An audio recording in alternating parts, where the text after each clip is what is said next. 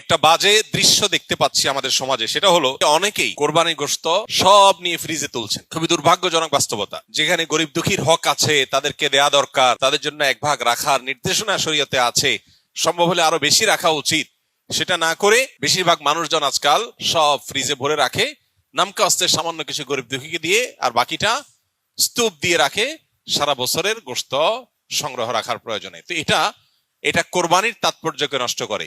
যে লোক আল্লাহকে সন্তুষ্ট করবার জন্য কোরবানি করেছে, সওয়াবের উদ্দেশ্যে কোরবানি করেছে, এটা তার কাজ হতে পারে না। অতএব 3 ভাগের 1 ভাগ করে গরিব দুঃখীকে গোশত দেওয়ার ব্যাপারটিতে আমাদের আরো বেশি আন্তরিক হওয়া উচিত।